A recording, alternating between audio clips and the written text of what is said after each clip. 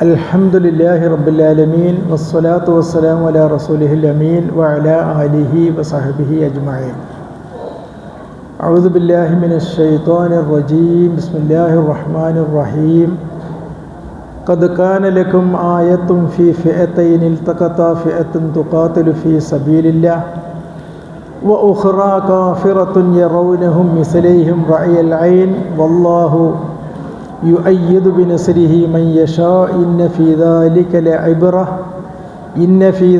لعبرة لأولي الأبصار صدق الله. மதிப்பிற்குரிய சகோதரர்களே, இறைவனுடைய அருள் நம் மீது உண்டாகட்டும் என்று துஆ செய்கின்றேன். முக்கியமாக ரமலான் என்று சொன்னால் நம்மளுடைய உள்ளத்திலும் எண்ணத்திலும் வருவது எதுவென்று கேட்டால், ஒரு பதில் என்னவென்று கேட்டால், திக்ரு செய்வது, துஆ செய்வது, குர்ஆன் ஓதுவது, தாராளமாக தொழுகுவது, தொழுகையில் ரக்காயத்துகளுடைய எண்ணத்தை கூட்டுவது, துஆ செய்வது, இதுதான் ரமலானில் முக்கியமாக நாம் செய்யக்கூடிய செயல்கள். இதற்கு நாம் இபாதத்து என்று சொல்லுவோம். அனைத்து இபாதத்துகளையும் நாம் ரொம்ப கூடுதலாக செய்யக்கூடிய ஒரு காலம் என்பது ரமலான். அப்படித்தான் நாம் நினைக்கின்றோம், படித்திருக்கின்றோம், நாம் செயல்படுவதும் அந்த முறையில் தான். ஆனால் பாருங்கள், இந்த ரமலானில் தான் பத்ர் என்று சொல்லக்கூடிய ஒரு போர் நடந்தது. சந்தேகமில்லாத விஷயமாக்கும் ரமலான் 17க்கு நடந்ததாக நாம் ஹுத்துபாகளில் கேட்டிருக்கின்றோம். ஆனால் நம்மளுடைய டைம் டேபிளில் இப்படி ஒரு போர் இருக்கு என்று சொன்னால், நாம் நம்மளுடைய வீட்டிலிருந்து எழுந்து இந்த போருக்கு நாம் போவோமா என்ற கேள்விக்கு பதில் நமக்கு என்ன கണ്ടെத்த வேண்டும். நான் இன்று இங்கே சொல்லக்கூடிய விஷயம் என்னவென்று கேட்டால், உங்களிடத்தில் சொன்னதை போன்று நோன்பும் அதனுடைய தக்வா என்ற விஷயத்தை பற்றி தான் நான் சொல்ல வேண்டும். ஆனால் உண்மையில் பாருங்கள், எவ்வளவோ தொழுததற்கு பிறகு, அது போன்ற துஆக்களை செய்ததற்கு பிறகு, திக்ருகள் ஓதினதற்கு பிறகு, பகல் முழுவதும் ஏராளமாக குர்ஆனுடைய கிராஅத் நடத்துவதற்கு பிறகும் இப்படிப்பட்ட ஒரு தேவை ஏற்பட்டால், உங்களுடைய இமாம் அவர்கள் இந்த மாதிரி போருக்கு போக வேண்டிய ஒரு அவசியம் இருக்கு என்று உங்களிடத்தில் சொல்லப்பட்டால், அதற்கு நாம் எப்படி பதிலை கொடுப்போம்? அந்த விஷயத்தில் தான் கேள்வி இருக்கின்றது. எந்த பிரச்சனையும் இல்லாமல் நாம் செய்யக்கூடிய வேலைகள் இருந்தால் நாம் தாராளமாக செய்கின்றோம் என்பது நம்மளுடைய ஒரு வழக்கமாக ஆகிவிட்டது. ஆனால் உண்மையிலேயே அப்படி அல்ல. இந்த போர் என்று சொல்வது, பத்ர் போரை பற்றி சொல்லுவதற்கு நான் இங்கு விரும்பவில்லை. அப்படி இருந்தாலும் சில விஷயங்களை நாம் தெரிய வேண்டும். இந்த பத்ர் போரினுடைய தலைமை யாரிடத்தில் இருந்தது? நமக்கு தெரியும், நபிகள் நாயகம் ஸல்லல்லாஹு அலைஹி வஸல்லம் அவர்களுடைய தலைமையில் தான் பத்ர் போர் என்பது நடந்தது. ஆனால் இந்த பத்ர் போரில் அவர் தலைவராக இருக்குகின்ற நேரத்தில் அவர்களுக்கு வயது என்று சொல்வது 55வது வயதில். 55வது வயது என்று சொல்வது ஒரு மனிதன் தன்னுடைய வேலைக்கு சேர்ந்தால் ரிட்டையர்மென்னுடைய காலம். அந்த அப்படிப்பட்ட ஒரு காலத்தில் போருக்கு முன்னால் நிற்கக்கூடியவர் யாரு? நபிகள் நாயகம் ஸல்லல்லாஹு அலைஹி வஸல்லம் அவர்கள். நான் இங்கே எதை சொல்ல வருகிறேன் என்று கேட்டால், இந்த நபிகள் நாயகம் ஸல்லல்லாஹு அலைஹி வஸல்லம் நாளை போர் தொடுப்பதற்காக வேண்டி அவர் இறங்க இருக்கின்றார்கள். இன்றைய தினம் நபிகள் நாயகம் ஸல்லல்லாஹு அலைஹி வஸல்லம் அந்த பத்ர் நடக்குகின்ற அந்த மைதானிலே அவர்கள் சுஜூதில் கிடந்து இறைவனிடத்தில் என்ன மன்றாடி கேட்கின்ற ஒரு கேள்வி இருக்கின்றது. அந்த கேள்வி என்றது நமக்கு அனைவர்களுக்கும் தெரிஞ்ச ஒரு விஷயம். நான் ஒன்று ஞாபகம் ஊட்டுவது தான் என்னுடைய இன்றைய நோக்கம். அதாவது, இன் துஹ்லக் ஹாதிஹில் இஸாபா, இந்த சின்ன இந்த குழு இந்த போரிலே தோற்கடிக்கப்பட்டு விட்டால் அல்லது நாசம் அடைந்து விட்டால், லன் தஅபுதா, உனக்கு இபாதத்து செய்வதற்கு இனி ஆள் யாருமே இந்த உலகத்தில் இருக்காது. அதன் காரணத்தால் இறைவா, எங்களை நீ என பாதுகாக்க வேண்டும், உனக்காக வேண்டி, உனக்கு இபாதத்து செய்யக்கூடிய ஒரு சங்கம் என்ன தேவை என்பதற்காக வேண்டி எங்களுக்கு நீ உயிரை கொடு என்று நபிகள் நாயகம் ஸல்லல்லாஹு அலைஹி வஸல்லம் துஆ செய்கின்ற நேரத்தில் நாம் விளங்க வேண்டியது, அந்த துஆவை ஆண்டவன் ஏற்றுக்கொண்டான். அபூபக்கர் ரலியல்லாஹு அன்ஹு நபியினுடைய நண்பன்.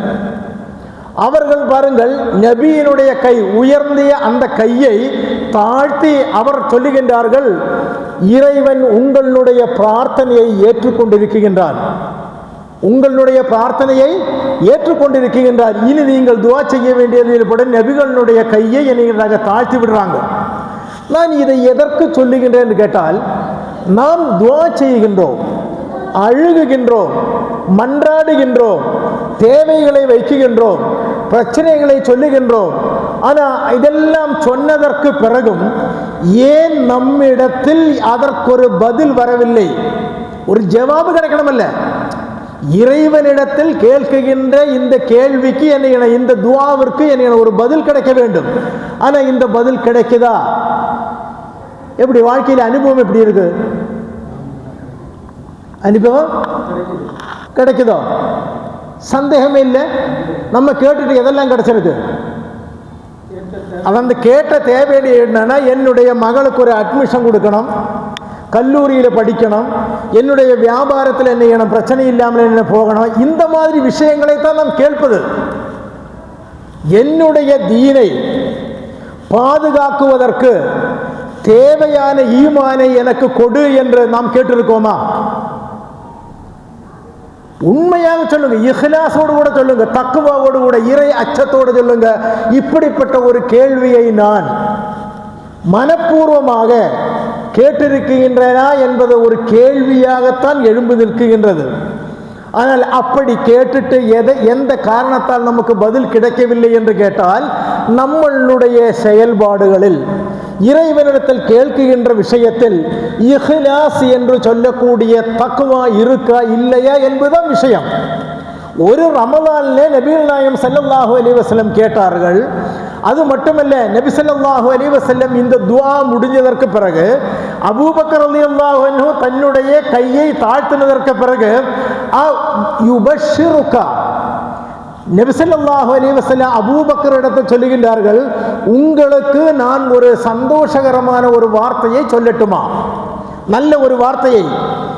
அவர்கள் நாம் நீங்கள் கூறுங்கள் சொல்றாங்க. அந்த நேரத்தில் நபிகள் நாயகம் ஸல்லல்லாஹு அலைஹி வஸல்லம் சொல்லுகின்றார்கள், உஹது பதர் போரிலே இன்ன இடங்களில் இன்ன மனிதர்கள் இவர்கள் ஷஹீதாக வீழுவார்கள், சில மனிதர்கள் கொல்லப்படுவார்கள், இப்படி இந்தந்த இடத்தில் அபூ ஜஹல் இந்த இடத்தில் கொல்லப்படும் என்றெல்லாம் அவர்கள் சொல்றாங்க. அந்த அளவிற்கு உறுதியான ஒரு பதில் இறைவனிடத்தில் இருந்து நபிகள் நாயகம் ஸல்லல்லாஹு அலைஹி வஸல்லம் அவர்களுக்கு கிடைத்தது. ஏன் காரணம்? ஏன் காரணம்? அந்த போரில் கலந்து கொண்ட மனிதர்களுடைய பெயர் உமர் என்பதோ, அபூபக்கர் என்பதோ, உஸ்மான் என்பதோ, அலி என்பதோ, ஜாஃபர் என்பதோ அல்ல.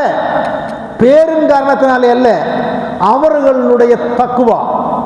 நாம் தக்வா என்ற விஷயத்தை நாம் சுருக்கி நம்மளுடைய துஆவில், நம்மளுடைய தொழுகையில், நம்மளுடைய காலையில் எந்திரிக்கின்ற சுபஹி தொழுகையில் இதில் எல்லாம் தக்வா இருப்பதை நாம் பார்க்கின்றோம். உண்மையில் நான் கேட்டால் என்னுடைய இறைவன் கொடுக்கத்தான் செய்வான் என்ற நம்பிக்கையோடு உள்ள கேள்வி. அவன் எனக்கு தருவான், தந்ததற்கு பிறகுதான் என்னுடைய கேள்வியை நான் நிறுத்துவேன் என்ற முறையில் நாம் இறைவனிடத்தில் மன்றாடுவதற்கு நம்மால் முடிந்ததா என்பது ஒரு கேள்வியாக நம்மளுடைய வாழ்க்கையில் இருக்க வேண்டும் என்று சொல்லுகின்றேன். அந்த சாதாரண ஒரு விஷயங்களில் வாழ்வதற்குள்ள விஷயத்தில் உள்ள கேள்வியை விட முக்கியமானது என்று சொல்வது என்ன தெரியுமா? இது மாதிரி மறுமைக்கு வேண்ட கேள்வியை நாம் கேட்டிருக்கின்றோமா, அது நமக்கு கிடைத்திருக்கின்றதா என்பது ஒரு முக்கியமான ஒரு விஷயமாக நம்ம கொண்டு வர வேண்டும் என்று நான் சொல்லுகின்றேன். அதன்படி இப்னு அப்பாஸ் ரலியல்லாஹு அன்ஹு சொல்லுகின்ற ஒரு விஷயம் இருக்கின்றது. நபி ஸல்லல்லாஹு அலைஹி வஸல்லம் அவர்களுடைய குடும்பத்தில்பட்டவர் இப்னு அப்பாஸ் ரலியல்லாஹு அன்ஹு. அந்த இப்னு அப்பாஸ் ரலியல்லாஹு அன்ஹு நபி ஸல்லல்லாஹு அலைஹி வஸல்லம் இடத்தில் கேட்கின்ற ஒரு கேள்வி இருக்கு, சொல்லுகின்ற ஒரு வார்த்தை இருக்கின்றது. நபி அவர்களே, அதானது வாள் இருக்குல்ல, இந்த வாள் பயன்படுத்துவதனுடைய சத்தம் கேட்கின்றது, குதிரை நடக்குகின்ற ஓடுகின்ற சத்தத்தை கேட்கின்றது.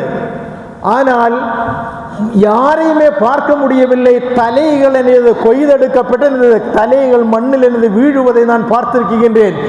என்ன இப்படி என்று கேட்ட பொழுது நபிகள் நாயகம் ஸல்லல்லாஹு அலைஹி வஸல்லம் சொன்ன பதில் என்னவென்று கேட்டால், ஹாதா மததுஸ் ஸமா, வானத்திலிருந்து வரக்கூடிய உதவி இதா வந்திருக்கின்றது, இதுதான் வானத்திலிருந்து இறைவனிலிருந்து நேரடியாக வரக்கூடிய உதவி என்று நபி ஸல்லல்லாஹு அலைஹி வஸல்லம் பதிலை சொல்லுகின்றார்கள். இதே போன்று அதாவது இந்த சமுதாயத்தை, முவஹிதான ஆளுகளை, தௌஹீதினுடைய ஆளுகளை இறைவன் எந்த காலத்திலும் அவருக்கு உதவி செய்யத்தான் இருக்கின்றார். அதாவது நபிகளுடைய அந்த பதர் போரில் வச்சும், அந்த பதர் போரில் மட்டுமல்ல உதவி என்று சொல்லுவது இந்த உலகம் இருக்குகின்ற காலம் அனைத்தும் என்னையும் இருக்கும். ஆனால் அல்லாமா இக்பால் நாம் கேள்விப்பட்டிருக்கின்றோம்ல, யார் அவரு அல்லாமாண்ட கவிஞர் என்றுதான் நம்ம கேள்விப்பட்டிருக்கிறோம். ஆனால் சாதாரண கவிஞர் அல்ல, அல்லாமாண்ட அவர் பண்டிட். எந்த விஷயத்தில்? குர்ஆனுடைய விஷயத்தில், அவர் இஸ்லாத்தினுடைய விஷயத்தில் பண்டிட். அந்த பண்டிட் அவர் சொல்ற வார்த்தை ஃபிஸா ஏ பத்ர் பைதா கர் தேரி நுஸ்ரத்துக்கு, நீங்கள் பதரை போன்ற ஒரு சாகஜரியம் நீங்கள் உண்டு பண்ணுங்கள். தேரி நுஸ்ரத்துக்கு, உங்களுக்கு உதவி செய்வதற்காக வேண்டி மலக்குகள், ஃபிரிஷ்டே மலக்குகள் இணைவார்கள், அவர்கள் வானத்தில் இருந்து இறங்குவார்கள் என்று சொன்னால் அதனுடைய அர்த்தம் என்னவென்று கேட்டால், இது மாதிரி உள்ள ஒரு சந்தர்ப்பம் சூழ்நிலை ஏற்படுவதாக இருந்தால் இன்றும் இணைவார்கள். இறைவனுடைய மலக்குகள் வந்து மனிதர்களை, முஃமின்களை இணைவார்கள், அவர்கள் உதவி செய்வார்கள் என்பதில் எந்த சந்தேகமும் வேண்டியதில்லை என்று அல்லாமா இக்பால் இதை வைத்து சொல்லியிருக்கின்றார்கள். ஏன் என்று கேட்டால், இறை வசனங்களில் இருக்கக்கூடிய நம்மளுடைய தக்வா, நம்பிக்கையினுடைய விஷயத்தில் நமக்கு இருக்கக்கூடிய தக்வா, இந்த தக்வாவை நாம் என்ன செய்யணும்?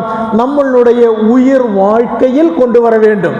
அல்லாமல் தக்வா என்று சொன்னால் சாதாரண சொல்லப்படக்கூடிய விஷயத்தில் உள்ள ஒரு தக்வா இருக்கு. பாருங்கள், நம்மளுடைய பேண்ட் ஒன்று மேலே இழுத்து போட்டிருந்தானா தக்குவா, அது ஒரு தக்குவா தானே, ஒரு செலவும் இல்லை, ஒரு பிரச்சனையும் இல்லை. இதெல்லாம் தக்குவான்னு சொல்றது.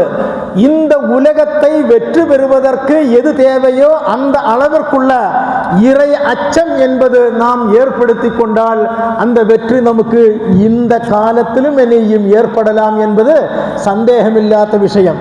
நான் இதை எதற்கு இன்று உங்களிடத்து சொல்லேன் என்று கேட்டால், உலகத்திலே போர் நடந்து கொண்டிருக்கின்றது.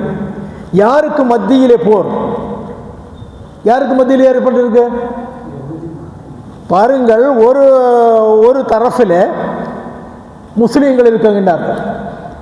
ஆனால் அந்த முஸ்லீம்களை ரெண்டாக பகுத்தாத்தான் என்ன இருக்கு, நம்ம உலமாக்களுக்கு என்ன ஒரு நிம்மதியை ஏற்பட்டிருக்கு. சொல்லுவாங்க, அவர்கள் யாரு? ஷியா, நம்ம யாரு? சுன்னி. அபிப்பிராய வேற்றுமை என்பது எல்லா காலத்திலும் இருக்கு. பாருங்கள், இன்றைய தினம் இங்க தராவீஹ் கழிஞ்சதற்கு பிறகு கடைசி தொழுது வச்சாங்கல்ல வித்ரு, என்னோட ஊர்ல நான் பிறந்ததற்கு பிறகு இந்த அளவு காலம் வரையும் நான் பார்த்துக்கொள்ளது எப்படின்னு கேட்டிருந்தேன்னா, கடைசி 3 ரக்காத் மகரிபு தொழுகையை போன்ற ஒரு தொழுகை,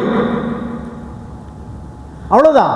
அப்படியும் இருக்கு, இந்த மாதிரி இருக்கு, அதல்லாத மாதிரி எல்லாம் இருக்கு. ஆனா இந்த வேற்றுமையின் காரணத்தினால் இவர்கள் முஸ்லிம் அல்ல என்று சொல்ல முடியுமோ? சொல்லக்கூடிய ஒரு பாணி இருக்குகின்ற தலைவர்கள் இருக்குகின்றார்கள், அவர்கள் நமக்கு வழிகாட்டி அல்ல. நம்மளுடைய கிபிலாவை பார்த்து நாம் அறுத்ததை சாப்பிட்டு இப்படிப்பட்டவர்களாக இருந்தால் அவர்கள் யாரு? என்னுடைய சமுதாயத்தை சார்ந்தவர் என்று நபிகள் நாயகம் ஸல்லல்லாஹு அலைஹி வஸல்லம் சொல்லி இருந்தால், நாம் இவர்களை உலகத்தினுடைய நம்மளுடைய எதிரிகள் சொல்லி செய்த ஒரு விஷயமாக்குமே. இவர்கள் சுன்னிகள், இவர்கள் ஷியாக்கள் என்று ரெண்டாக ஆக்கி வைத்தால் இவர்களுடைய பலவீனம் என்னையும் இல்லாமல் ஆகிவிடும். பலம் இல்லாமல் பலவீனம் அடைந்தவர்களாக ஆகிவிடுவதற்குள்ள காரியங்களை பார்க்கின்றார்கள். இன்று நடக்குகின்ற போரில் நாம் மிக முக்கியமாக கவனிக்க வேண்டியது, ஒரு தரப்பிலே இருக்கக்கூடியவர்கள் முஸ்லிம், அதில் நம்பிக்கையிலேயோ அது மாதிரி உள்ள விஷயங்கள்லையோ சின்ன சின்ன மாற்றங்கள் ஏற்படலாம். ஆனால் மறுபாகத்தில் இருக்கின்றவர் அடுத்த பாகத்தில் இருக்கக்கூடியவர்கள் யாரு? யூதர்கள். பின்ன அவர்களுக்கு உதவி செய்யக்கூடிய நஸ்ரானிகள், இப்படிப்பட்டவர்கள் தான். அப்படி இருக்குகின்ற நேரத்தில் நாம் எந்த சாரி வெற்றி பெறணும் என்று நாம் என்ன துவா செய்ய வேண்டும்? கண்டிப்பா அப்படித்தானே. அந்த ஒரு எண்ணத்தை வளர்த்துவதற்கு கூட விடாமல் என்னது ஷியா சுன்னி என்று சொல்லி இந்த உலக மக்களை என்ன உலக நம்பிக்கையாளர்களை ரெண்டாக பகுத்து முன்னால போகின்ற ஒரு உலகத்தில் வாழுகின்ற நேரத்தில் நாம் மிக கவனத்துடன் காரியங்களை என்ன பார்க்க வேண்டும் என்று இந்த விஷயத்தில் சொல்லுகின்றேன். இரண்டாவதாக பாருங்கள், நபி ஸல்லல்லாஹு அலைஹி வஸல்லம் அவர்கள் ஒரு முக்கியமான ஒரு சம்பவம், ஒரு சின்ன சம்பவம், சாதாரண ஒரு விஷயம். அது ஒரு மழை பெய்தது, தாராளமாக வெள்ளம் என்னது ஓடிக்கொண்டே இருக்கின்றது. அந்த ஓடிக்கொண்டிருக்கின்ற வெள்ளத்தில், வெள்ளம் என்ன சொல்றது? தண்ணி குடிக்கிறது. வெள்ளம் என்னன்னா பெருக்கெடுத்து ஓடுறது. இந்த ஓடுற நேரத்தில் அதில் ஒரு தேள் தமிழ் இருக்குல்ல, அது கேரளாவில் மட்டும்தானே தமிழ் இருக்கு. அந்த தேளை தண்ணியில் விட்டு மிதந்து செத்து போகிற அளவுக்கு ஆயிடுச்சு. நபிகள் நாயகம் ஸல்லல்லாஹு அலைஹி வஸல்லம் இதை பார்வையிடுகின்றார்கள். இந்த பார்வையிட்ட பொழுது நபிகள் நாயகம் என்ன, ரெண்டு கையை வைத்து என்ன, அந்த தண்ணியிலிருந்து அந்த தேளை பாதுகாப்பதற்காக வேண்டி வெளியே எடுத்து போடுறாங்க. அந்த கையில் எடுத்த உடனே ஒரு கொட்டு கொடுத்து, தேளுடைய இயற்கை என்னவோ செய்யும். சஹாபாக்கள் பார்த்துட்டு இருக்காங்க. நபிகள் நாயகம் ஸல்லல்லாஹு அலைஹி வஸல்லம் இடத்தில் சஹாபாக்கள் கேட்கின்றார்கள், அதோட குணமே உங்களுக்கு தெரியுமல்ல, பின்ன இந்த வேலை நீங்க செய்ய போகணுமா அப்படின்னாச்சு. மீண்டும் என்னைகிறாங்க, கீழே விழுந்த அந்த தேளை அந்த தண்ணியோடு கூட மீண்டும் என்னைகிறாங்க, எடுக்கிறாங்க. அப்பளும் கிடைக்கிறது ஒரு கொட்டு. அதுக்கு என்ன சொல்றது? தேளு கொட்டுறது என்னல்ல, குழப்பம் இல்லைல்ல. நமக்கு என்ன குழப்பம்? ஆறை கொட்டுனா நமக்கு, நம்மளை கொட்டுனது நமக்கு பழப்பம் அல்ல, பிரச்சனை அங்கே தான். அது போட்டு அது விடுங்க. பாருங்கள், நபிகள் நாயகம் ஸல்லல்லாஹு அலைஹி வஸல்லம் இந்த நேரத்தை சொன்ன வார்த்தை என்ன தெரியுமா? இப்படிப்பட்ட இந்த ஜீவியை என்ன, அதை தெரிஞ்சு நம்ம இந்த வேலை செய்யணுமான்னு கேட்டாங்க. நபிகளுடைய ஒரு பதில் இருக்கு. அந்த பதில் என்று சொல்வது தக்வாவினுடைய பதில்.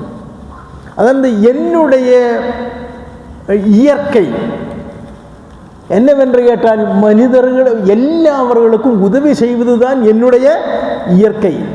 அந்த தேள் என்பது அதனுடைய இயற்கை குணத்தை என்னையில விடலை. அப்படி இருக்கின்ற நேரத்தில் மனிதனாகிய நான் இந்த மனித நேயத்தை எப்படி விட முடியும்? கேள்வி பாருங்க. நம்மளுடைய வாழ்க்கையில், அன்றாட வாழ்க்கையில் நாம் கேள்வி கேட்கணும். என்ன கேள்வி கேட்கணும்? மனிதநேய வாழ்க்கையை நாம் நடத்துகின்றோமா? இந்த விஷயத்தில் நான் எங்கே இருக்கின்றேன், எந்த படித்தனத்தில் நான் இருக்கின்றேன் என்ற கேள்வி நாம் என்ன எழுப்பணும். அப்பொழுது அந்த வாழ்க்கையில் நாம் தக்குவா உடையவர்களாக ஆகி இருக்கின்றோமா இல்லையா என்று நமக்கு என்ன வழங்கும். நபிகள் நாயகம் ஸல்லல்லாஹு அலைஹி வஸல்லம் என்னுடைய வாழ்க்கையை பார்த்தால், நபிகள் அதை என்னை ஏற்றுக்கொண்டு அவர்கள் மனிதர்களிடத்தில் எப்படி செய்ய வேண்டும், எப்படி அணுக வேண்டும் என்ற முறையை நபிகள் நாயகம் ஸல்லல்லாஹு அலைஹி வஸல்லம் கற்றுக் கொடுக்கின்றார்கள். அந்த தேளை மாற்றி விடுங்க. தேளு போன்ற சுபாவமுள்ள மனிதர்கள் இருக்காங்க. அப்படிப்பட்ட மனிதர்கள் நம்ம கூட இருக்காங்கல்ல, அவங்களிடத்தில் பேசுகின்ற நேரத்தில் நாம் எப்படி பேசுவோம்? அவனுக்கு அதுதான் வேலை, அவனை ஒன்றும் கவனிக்காதீங்க, அவனை விட்டுட்டு போங்கன்னு சொல்லி சொல்லுவோம். இதெல்லாம் ஒரு முஃமினான மனிதன் என்று சொல்லியிருந்தானா, என்னை போன்ற முஃமினான ஒரு மனிதன் தவறான வழியில் போகுவதாக இருந்தால் அவன் அப்படி போட்டான், அது பரவாயில்ல. அவன் அப்படி போனால், அவன் தவறான வழியில் போனால் எனக்கு என்ன நஷ்டம்? இந்த எண்ணத்திலிருந்து நாம் இப்பொழுது 25 நாட்கள் 24 நாட்கள் என்ன இதாச்சு, நோன்பு வச்சாச்சு, 25 தராவீஹ் முடிஞ்சாச்சு இல்ல. இதற்கு பிறகும் இதே எண்ணம் தான் நம்மளிடத்தில் இருந்தால் நம்மை என்ன சொல்ல முடியும்? நம்ம வாழ்க்கையில் நமக்கு தக்குவா இருக்கு என்று உறுதியாக சொல்லுவதற்கு நம்மளால் முடியாது என்பதை நாம் என்னிடம் விளங்க வேண்டும். ஒரு ஈஜிப்தில் உள்ள ஒரு பெரிய ஒரு மேதை கலீல் ஜிப்ரான். இந்த கலீல் ஜிப்ரான் ஒரு கதை சொல்லுகின்றார்கள். கதை என்று நடந்ததாகலாம் அல்லது வெறும் கதையாக ஆகலாம். எப்படி இருந்தாலும் கேட்பதிலே நமக்கு பிரச்சனை ஒன்றும் இல்லை, சொல்லுவதில் எனக்கும் பிரச்சனை இல்லை. அதனால பிரச்சனை இல்லாத விஷயத்தை நமக்கு இணையலாம், பரிமாறிக்கொள்ளலாம், குழப்பமும் இல்லைல்ல, ஒரு குழப்பமும் இல்லைன்னு இப்படி 2 பேர் சொல்லியாச்சு. அதில் விஷயம் என்னன்னு கேட்டால், குளம் இருக்குல்ல, இங்கே குளம்னு என்னது? குளம் குளந்தால அங்கேயும் குளந்தான் இங்கேயும் குளந்தான் பாருங்க. இந்த குளம், இந்த குளத்தினுடைய சுத்தம் பெரிய பெரிய மரங்கள் நிற்கிறது. அப்போ இந்த மரங்கள் இருக்கின்ற நேரத்தில் அங்கே ஒரு என்ன இருக்கு, ஒரு தணுப்பு குளிரில் இருக்குமில்ல. அப்போ அதனால இந்த தவளை போன்றுள்ளது இருக்குல்ல, இதெல்லாம் அந்த குளத்தினுடைய கரையில் எண்ணியது வாழ்ந்துட்டுருக்கு. அப்போது 1-2 தவளைகள் அங்கே அந்த குளத்தினுடைய ஓரத்தில் இருக்கின்ற சின்ன கல் இருக்குல்ல, கல் தூக்க தெரியாததுனால தலையாட்டுறதுக்கு உங்களால முடியாது. நான் சொல்கிறது கேட்குற தூக்கம் வருது உங்களுக்கு? இல்லை இல்லை, இல்லவே இல்லை. அல்ஹம்துலில்லாஹ். பாருங்க, ஒரு மெதுவாக கொண்டு வந்துருச்சு 1-2 கல்லுகளை நினைச்சு இந்த தண்ணீர் தூக்கி போட்டு, தண்ணீர் தூக்கி போட்ட உடனே அந்த தண்ணியில் அலைகள் ஓய்வதில்லைன்னு சொல்லி போடுற சினிமா பேர் இருக்குல்ல, அலைகள் ஓய்வதில்லை. நான் தமிழ் படித்ததுக்காக வேண்டி அது படித்தது, சினிமா காட்டுறதுக்காக வேண்டியது. பாருங்கள், இந்த அலைகள் ஏற்பட்டது. இதை பார்த்து பெரிய ஒரு மரம் என்னது அங்கே நின்று பார்க்குது. அந்த சின்ன தவளை என்னதிருச்சு, அந்த குளத்தினுடைய தண்ணீரை அலை அடிக்க வைச்சதே சொல்லி போட்டு ஒரு பொறாமை. யாருக்கு? மரத்துக்கு. மரம் என்ன எதுனா அந்த அதனுடைய கிளைகளை பிடிச்சு ஆட்டிடுச்சு. எதனுடைய? மரத்தினுடைய கிளையை அதனை பிடிச்சி ஆட்டிருச்சு. ஆட்டினப்ப என்ன சொன்னா, இது மாதிரி உள்ள சூடான காலத்தில் வந்துட்டு இலைகள் எல்லாம் கீழே உதிர்ந்து விழும். அப்படி உதிர்ந்து தண்ணியில் என்ன இலைகள் இப்படி விழுந்ததுலே இருக்குது. ஆனால் இந்த இலைகள் விழுந்ததற்கு பிறகு பார்த்தா அலைகள் என்பது எழும்புதே இல்லை. ஏன் காரணம்? இந்த இலைகளுக்கு என்ன கிடையாது, வெயிட் இல்லை. கல்லுக்கு என்ன இருக்கு? வெயிட் இருக்கு. இது இந்த கலீல் ஜிப்ரான் எதற்கு சொன்னான்னு கேட்டால், உங்களுடைய வார்த்தைக்கு ஒரு வெயிட் இருக்கணும். இறைவனிடத்தில் கேட்கின்ற விஷயத்தில் என்ன செய்யணும்? ஒரு வெயிட் இருக்க வேண்டும். இந்த வெயிட் என்று சொல்வதுதான் தக்குவா. அது இருந்தால் மாற்றம் ஏற்படுத்துவதற்கு முடியும். ஆனால் நம்மளுடைய கேள்விகளில் எது கிடையாது? வெயிட்டு, அந்த இஹ்லாஸ், அந்த தக்குவா. அதோடு கூட நாம் கேளுங்கள், கேட்டதை கொடுப்பவன் தான் யாரு? அல்லாஹ். அவன்தான் ரஹ்மான், அவன்தான் ரஹீம். கேட்டதை கொடுக்கத்தான் செய்வான் என்று கேட்டால் நம்மளுடைய வார்த்தைக்கு ஒரு வெயிட் என்ன இருக்க வேண்டும். வெயிட் என்று சொல்லுவது எதுதான்? நம்மளுடைய உண்மையான இஹ்லாஸ் என்று சொல்வது, அதாவது தூய்மையான உள்ளம், அந்த உள்ளத்தில் தூய்மையான எண்ணம். இது ரெண்டும் சேர்த்து நாம் ஒரு விஷயத்தில் நாம் ஆரம்பித்தால் மாற்றம் அந்த இடத்தில் ஏற்படத்தான் செய்யும். என்னுடைய குடும்பத்தில் மாற்றம் ஏற்படும். நீ இஹ்லாஸோடு கூட அந்த வேலையை செய்தால். நான் இஹ்லாஸ் என்பதை பற்றி 2 வார்த்தை இங்கே சொன்னேன், 2 மலையாளம் சொன்னேன், தமிழ். என்னது? ஒன்று நல்ல உள்ளம், 2வது நல்ல எண்ணம். அப்போ நல்ல உள்ளமும் தேவைப்படுகின்றது, நல்ல எண்ணமும் தேவைப்பட. அந்த அளவிற்குள்ள மனிதனாக இருந்தால் அவனுடைய வார்த்தைக்கு ஒரு வெயிட் இருக்கும். நீங்கள் அப்படியே பகுமானிக்கின்ற அல்லது ஒன்று உள்ள ஒரு மனிதன் உங்களிடத்தில் ஒரு விஷயத்தை சொன்னால் நமக்கு செய்யாமல் இருக்க முடியாதுன்னு சொல்லுவீங்க. ஒரு சாதாரண மனிதன் என்னன்னா, இந்த மாதிரி இறை அச்சம் ஒன்றும் இல்லாத ஒரு மனிதன் இந்த மாதிரி ஒரு வார்த்தை சொல்லிட்டான்னா எனக்கு டைம் இல்லைப்பான்னு சொல்லுவாங்க. ஏன் காரணம்? அந்த வார்த்தைக்கு வெயிட் இல்லை. அந்த வெயிட் எங்கிருந்து வந்து அந்த இஹ்லாஸ் தக்குவா என்பதிலிருந்து ஏற்பட்டது. அதனால் நம்மளுடைய வார்த்தைக்கு, நம்மளுடைய கேள்விக்கு, இறைவனிடத்தில் துவா செய்வதற்கு எல்லாத்திற்கும் தேவைப்பட்டது என்னன்னு கேட்டுட்டானா இதுதான் தக்குவா என்று சொல்லக்கூடிய அந்த வெயிட் எண்ணிக்கணும் நமக்கு இருக்கத்தான் வேண்டும். இது எல்லா விஷயங்களும் நம்ம வேணும். ஒரு சின்ன ஒரு உதாரணம் சொல்கிறது, அவர் கிளாஸ் இருக்குல்ல, நம்ம அந்த குப்பி கிளாஸ் இருக்குல்ல டீ கொடுக்கறது, அந்த கிளாஸில் இப்போ நல்ல சூடான நேரம் நோம்பு இல்லைன்னு நினச்சிக்கிறோம். நான் போய் ஒரு வீட்டிலேருந்து கொஞ்சம் தண்ணி வேணும்னு சொல்லி கேட்டேன். அவங்க இந்த கிளாஸில் என்ன செய்தாங்க, ஒரு அரை கிளாஸ் தண்ணி என்ன செய்தாங்க கொண்டு தந்தாங்க. இது பார்த்தாலே தெரியுது நல்ல தாகம். கேட்டது ஒரு கிளாஸ் தண்ணி, கொஞ்சம் தண்ணி வேண்ட கேட்டாங்க. அந்த பெண் கொடுத்தது எவ்வளோதான் இருக்குது, அரை கிளாஸ் தான் இருக்குது. இந்த கிளாஸை பார்த்த உடனே, கிளாஸில் உள்ள அளவை பார்த்த உடனே என்னுடைய உள்ளத்தில் எது எழும்பும்?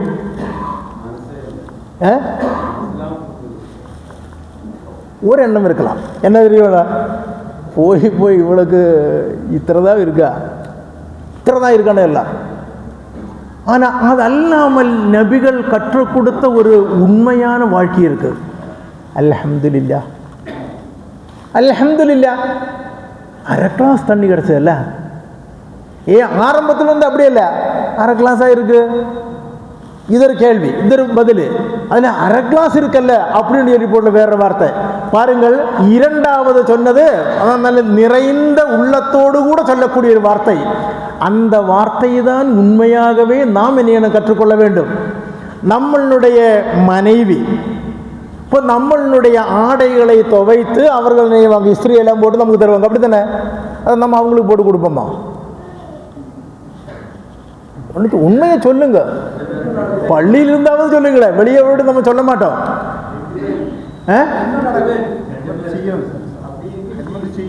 அப்படி இருக்கு இப்படி இருக்கு. அதாவது ஒரு பெருநாள் வந்தால் நம்ம வேலை செய்து கொடுப்போம். எல்லாம் சாதாரண முறையில் வந்துட்டு நேரதில்லை. இந்த 2 பேரும் செய்யறதுன்ற வேலையொன்னும் நம்மள்கிட்ட சொல்லண்டா.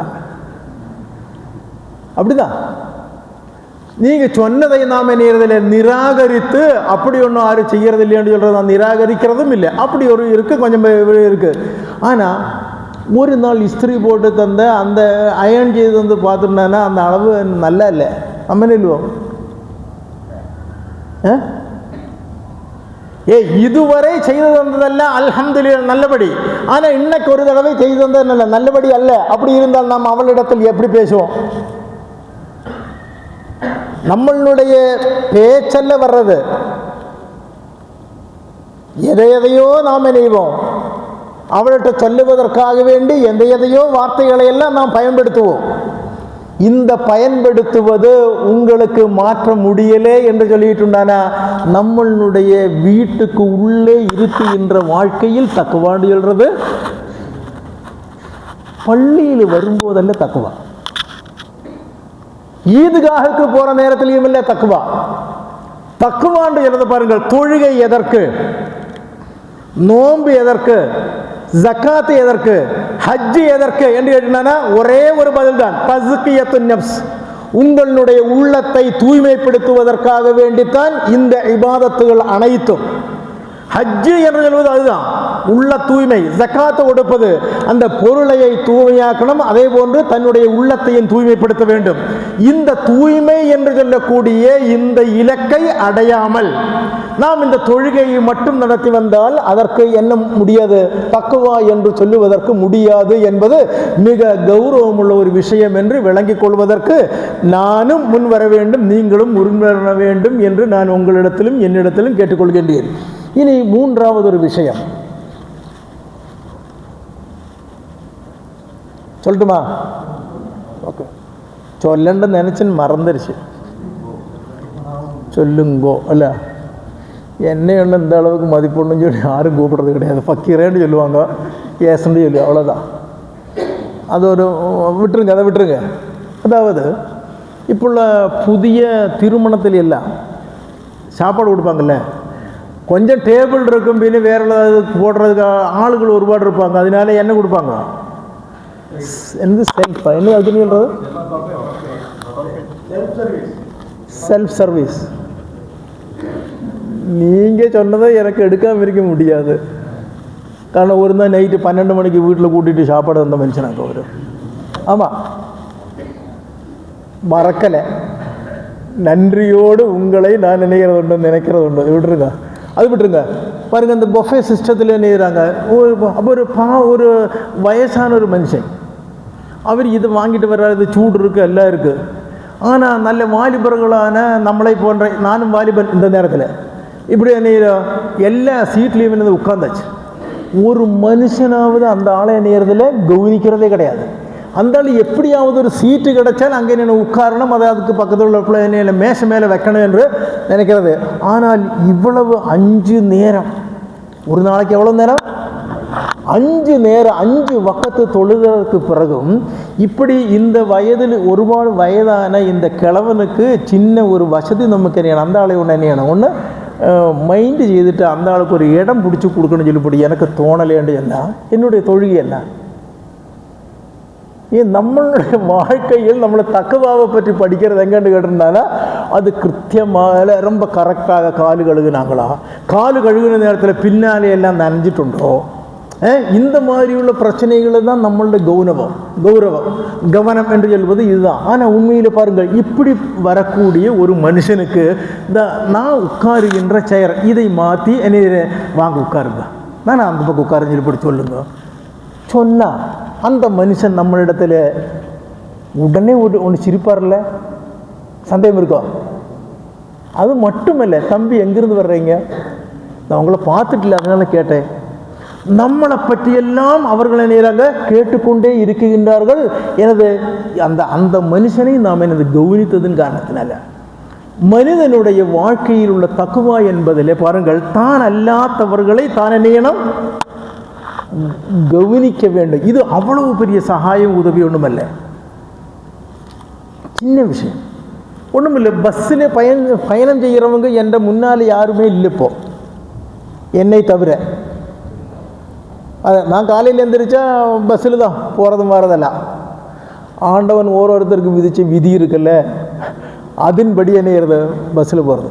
இந்த பஸ்ஸில் ஏறி நம்ம இந்த வயசில் பஸ்ஸில் எல்லாம் ஏறி போகிற நேரத்தில் சின்ன பையன்கள் இருக்காங்க, சின்ன பிள்ளைகள் இருக்காங்க.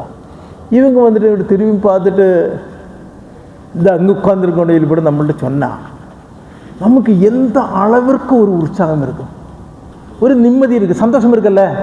இந்த சந்தோஷம் எப்படி கிடைக்கும்? காசு கொடுத்து வாங்க கிடைக்காதே. அதான் அந்த குழந்தை யாரு, உன்னுடைய அப்பா யாரு, அவர் என்ன செய்கிறாரு, அப்பாவோட பேர் சொல்லக்கூடிய அப்பாவை எனக்கு தெரியுமே, அப்போ என்ன செய்கிறார் அவர் வெளியில் போட்டு நம்மளுடைய குடும்பத்தை பற்றி எல்லாம் அந்த மனுஷன் கேட்குவார். ஏன் காரணம்? சின்ன ஒரு விஷயம், அவ்வளோ பெரிய உதவி வேணுமல்ல. நம்ம நான் செய்த இந்த உதவியில் பாருங்கள், 2 சீட்டு 2 பேருக்கு உட்காரக்கூடிய அந்த ஒரு சீட்டில் வந்துட்டு இவரையும் கூட நம்ம சேர்த்து உட்கார வச்சோம். நான் எந்திரிக்கக்கூடிய இல்லை. அப்படி இருந்துட்டும் நம்மிடத்தில் நன்றியோடு கூட என்னைகிறாங்க அந்த பெரிய மனுஷன் பேசுகின்றார் என்று சொன்னால் இறைவன் நமக்கு இப்படிப்பட்ட ஒரு வசதியாக கொடுத்தது. 2 சீட்டில் 3வது ஒரு ஆள் உட்காருங்கள், அந்த வசதி இல்லாவே நல்ல பெரும் வீடுகள், அது போன்ற ஒருபாடு தேவைகள், இதையெல்லாம் பூர்த்தி செய்தது அந்த இறைவன் செய்த அந்த வேலைகளை நாம் என்ன ஒரு அல்ஹம்துலில்லாஹ்னு சொல்லி என்ன சொல்லணும். அந்த அளவிற்கு நாம் இறைவனிடத்தில் நாம் என்ன கேட்டுக்கொள்ள வேண்டும். அவனுடைய கிருபை இருக்கல்ல, அந்த ரஹ்மத்து தந்ததின் காரணத்தினால தான் நான் இப்படி இருக்கின்ற எண்ணம் வேண்டும். பாருங்கள், இந்த மலையாளிகளாக இருந்தாலும் சரி, தமிழர்களாக இருந்தாலும் சரி, அவங்களோட ஒரு குழப்பம் என்னன்னு கேட்டால் எத்தனை கிடைச்சாலும் சரி. இப்போ வியாபாரம் எப்படி இருக்கு? ஒரு விதம் பரவாயில்லை. பின்ன ஒரு ஆள் கேட்டதா இப்படி போகுது. பின்ன ஒரு ஆள்கிட்ட கேட்டால் போன வருஷமெல்லாம் பரவாயில்லை, இப்போ இந்த வருஷம் ரொம்ப மோசம். எந்த கதையும் சொல்லுது, ஜக்காத்து கொடுக்கண்டல தான் நினைச்சதாக்கும். ஆனால் ஈரானும் அதனுடைய அந்த போர் வந்த உடனே என்ன எல்லாமே அவுட். அவனை என்ன செய்யணும்? ஒரு வருஷம் முழுவதும் சம்பாதிச்ச காசு இங்கே என்னது இருக்கு, அந்த இருக்கிறதுல இருந்து தான் கொடுக்க சொன்னது. இப்போ போர் வந்ததற்கு பிறகு உண்டாகிற சம்பாத்தியம் அல்ல, ஒரு காரணம் கிடைக்கிறது வர்றது. இது நேரம் பாருங்க, இதுக்கு மாறாக இந்த அரபிகள் பாருங்க, அவர்களிடத்தில் கைஃபல் ஹேண்டுகள்ங்க எப்படி இருக்கு? அல்ஹம்துலில்லாஹ் அல்ஹம்துலில்லாஹ் அல்ஹம்துலில்லாஹ் என்று சொல்லக்கூடிய ஒரு கல்ச்சர். நம்மளுடைய கல்ச்சர் என்று சொல்வதில்லை. எவ்வளவு கிடைச்சாலும் சரி, கிடைச்சது நமக்கு போதாது. அந்த அளவிற்குள்ள ஒரு கல்ச்சரை நாம் என்ன வளர்த்து கொண்டே வருகின்றோம். இருந்ததுன்னு சொல்லிட்டானா, இல்லை பரவாயில்லை நல்லா இருந்து சொல்ல ஆமாமெல்லாம் இருக்குன்னு சொல்லிட்டானா, நம்ம அவங்களுக்கு காசு கேட்போமா? நமக்கு வேலையாதான். இதுவரை வாழ்ந்தது என்ன முன்னால் உள்ளவங்களுடைய காசு வாங்கிட்டா, அப்படி ஒன்றும் இல்லாவே. அப்படி இருந்தாலும் உள்ளதன்படி ஆண்டவனையை கூட முன்னில் வைத்து சொல்லணவை அல்ஹம்துலில்லாஹ் பரவாயில்லை அப்படின்னு சொல்லக்கூடிய ஒரு கல்ச்சர் இருக்கு. அந்த கல்ச்சர் என்பது எப்படி வரும் என்று கேட்டால், இறைவனிடத்தில் நமக்கு தக்குவா இருந்தால் இறைவன் இதை கொடுத்தான். இதை எனக்கு தந்தவன் அவன். நான் கேட்டதன் காரணத்தினால் அவன் கொடுத்த தாராளம் நியமத்துகள் இருக்கின்றது. நல்ல நல்ல குழந்தைகள் இருக்கின்றது. குழந்தை செல்வங்களுக்கு வேலைகளையும் அவன் என்னை வாங்கி கொடுத்திருக்கின்றான். நல்ல ஆரோக்கியத்தை கொடுத்திருக்கிறான். இதெல்லாம் செய்ததற்கு பிறகு அல்ஹம்துலில்லாஹ் என்று சொல்ல முடியாவிட்டால், அல்ஹம்துலில்லாஹ் என்று சொல்ல முடியாவிட்டால் நாம் கவனிக்க வேண்டியது, நாம் நம்மளுடைய வாழ்க்கையில் தக்வா என்பதை நாம் மறந்து விடுகின்றோம் என்பதை எண்ணையக்கூடாது, மறக்கக்கூடாது என்ற இந்த நேரத்தில் நான் என்னையும் உங்களையும் எண்ணுகின்றேன், உணர்த்துகின்றேன். பாருங்கள், பின்ன ஒரு விஷயம் என்னான்னு கேட்டால், இந்த ஒரு மனிதன் குயில், இந்த ஊரில் இருக்குல்ல குயில், என்ன கலர் அதுக்கு? கருப்பு. குயிலினுடைய சத்தம் இருக்குல்ல, அது ரொம்ப இன்பமான சத்தம் இல்லை குயிலினுடையது. மயிலினுடையதோ? மயிலினுடைய சத்தம் மயிலுங்கெல்லாம் இருக்கு. இப்போ எல்லா இடத்துலையும் எங்கே பார்க்கல, அதுண்டு சத்தமே கேட்டால் ஒரு அருவருப்பான மாதிரி இருக்கும் இல்லை, அந்த அளவுக்குள்ள. குயிலுடையதோ? இந்த இனிமையான சத்தம் உள்ள குயிலை பார்த்து ஒரு மனிதனுக்கு சொன்னால், ஓ நீ உன்னுடைய இந்த கருப்பு மட்டும் இல்லாமல் இருந்த எவ்வளோ சந்தக்காரனாக இருப்ப. சந்தக்காரன் தமிழ் இருக்கோ? சந்தக்காரன். அது முடிஞ்சு பாருங்க, இந்த மனுஷன் இந்த கடற்கரை இருக்குல்ல, மரீனா பீச், அது மாதிரி பீச்சுக்கு பக்கத்தில் கூட நடந்திருக்காரு. அப்போ கடலை பார்த்து இந்த மனுஷன் இருக்குல்ல, நான் சொல்கிறதாக்கும் கடல் பார்க்குறதுக்கெல்லாம் நல்லா இருக்குது. அதனுடைய அலை என்னதை பார்த்தால் அதை விட ரொம்ப நேச்சுரலாக இருக்குது, நல்லா இருக்குது. இப்படிப்பட்டது தான் என்ன வேண்டாம் அப்படி இல்லை. அப்படி இருந்தாலும் உன்னுடைய தண்ணீர் உப்பாயிருச்சே, உப்பு மட்டும் இல்லாமல் இருந்தால் நீ எப்படி இருப்ப? பயங்கரமாக இருப்பட்டு ஒரு வாசி. இதே மனுஷன் கரும்பு காட்டினுடைய வழி போகிறான். கரும்பு படுற காடு, கரும்பிடத்தை சொல்லுகின்றால் உன்னுடைய இனிப்பு ரொம்ப நல்ல இனிப்பு, இனிப்பு மதுரம் அல்ல, ஸ்வீட், நல்ல ஸ்வீட். அந்த அடிப்படையில் நீ ரொம்ப உயர்ந்தவன். ஆனால் உனக்கு போயிட்டு இருந்த கம்பு இருக்குல்ல, கம்புன்னு என்னது? அந்த ஒரு அடி கழிஞ்சுட்டானே அதுக்கு அந்த பக்கம் நீ ஒரு கணுவு, கணுவு இருக்குல்ல, இந்த கணுவு தான் உன்னுடைய பிரச்சனையே. அது இல்லாவிட்டால் நீ எவ்வளவு ரொம்ப உஷாராக இருப்ப.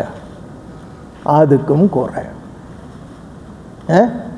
அடுத்து இவன் பார்க்குறது நல்ல ரோசா பூவை பார்க்குறான், நல்ல வாடை, கண்ணுக்கு குளிர்மையாக இருக்குது, நல்ல கலர் எல்லாம் இருக்குது. அப்படி எல்லாம் இருந்துட்டும் என்ன செய்கிறது? அதில் முள்ளாகி போயிடுச்சே.